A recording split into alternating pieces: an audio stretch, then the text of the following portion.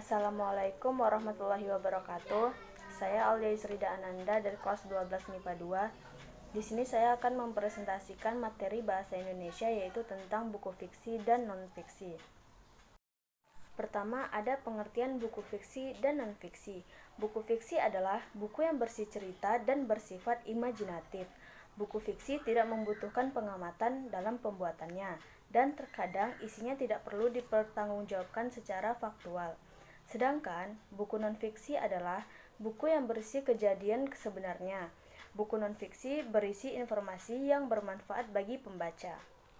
Lalu ada ciri-ciri buku fiksi dan non-fiksi.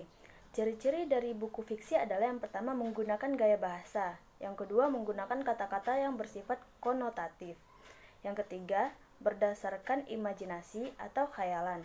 Sedangkan ciri-ciri buku non-fiksi adalah yang pertama menggunakan gaya bahasa formal, yang kedua menggunakan kata-kata bersifat denotatif, yang ketiga bersifat fakta, yang keempat berbentuk tulisan ilmiah populer, dan yang kelima berupa ide baru atau menyempurnakan ide yang pernah ditulis sebelumnya.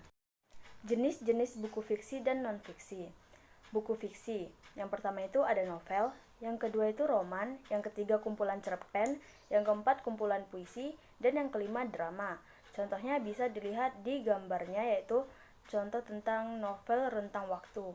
Sedangkan buku non-fiksi, contohnya jenisnya adalah yang pertama buku non-fiksi pengetahuan, yang kedua buku non-fiksi keterampilan, yang ketiga buku pengayaan kepribadian. Bisa dilihat dari contoh gambar, yaitu Ayo Menjelajah Ruang Angkasa.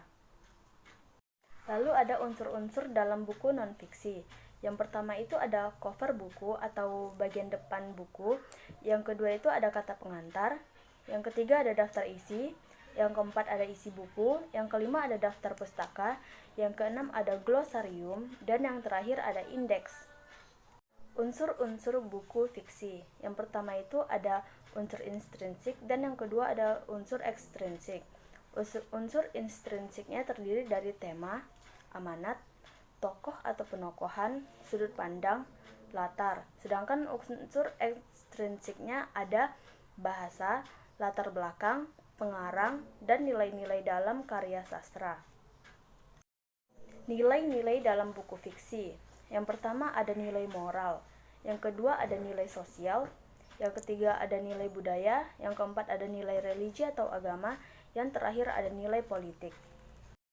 Nilai-nilai dalam buku non-fiksi. Yang pertama ada nilai-nilai dalam buku pengayaan pengetahuan. Misalnya ada mengembangkan nilai-nilai moral dan budaya, yang kedua tidak bertentangan dengan nilai-nilai moral bangsa, yang terakhir ada tidak bertentangan dengan nilai-nilai budaya bangsa. Lalu yang kedua ada nilai-nilai dalam buku pengayaan keterampilan, yaitu memiliki manfaat bagi kehidupan dan mengembangkan kecakapan hidup. Yang ketiga ada nilai-nilai dalam buku pengayaan kepribadian, misalnya membangun mental dan emosi, membangun pribadi arif dan berwibawa, dan mendorong sikap empati dan apresiasi. Langkah menilai buku fiksi.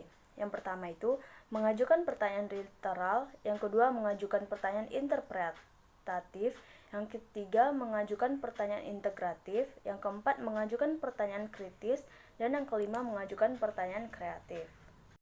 Langkah menilai buku puisi.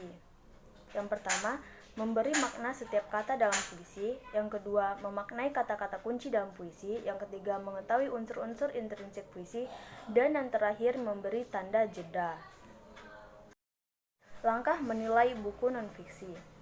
Nilai-nilai dalam buku pengayaan dapat dicari dengan meresensi buku.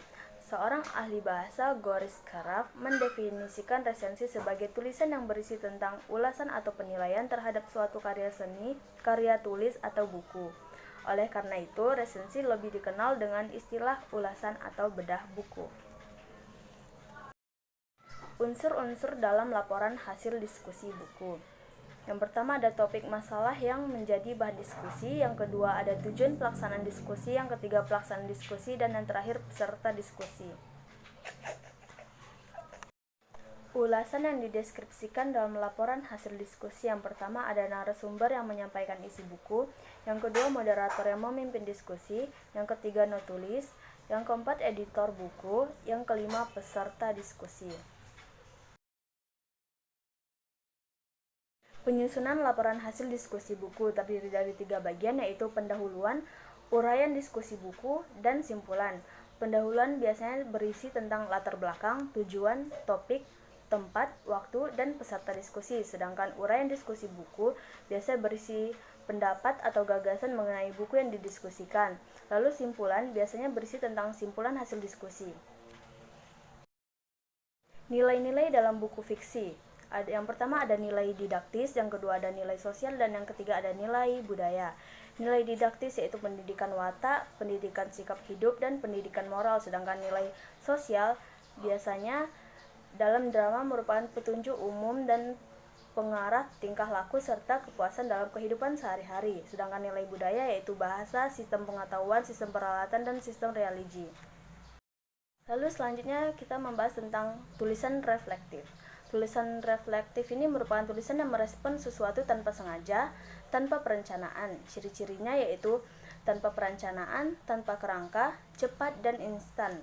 Refleksi bersifat personal, subjektif, dan ringkas.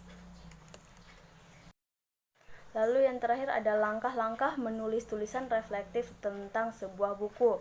Yang pertama, membaca buku dengan intensif dan cermat. Yang kedua, refleksikan nilai-nilai dalam buku dengan pengalaman atau sudut pandang Anda. Yang ketiga, susunlah refleksi Anda terhadap buku tersebut. Dan yang terakhir, gunakan kata-kata santun. Mungkin sekian presentasi dari saya, kurang lebihnya mohon maaf. Wassalamualaikum warahmatullahi wabarakatuh.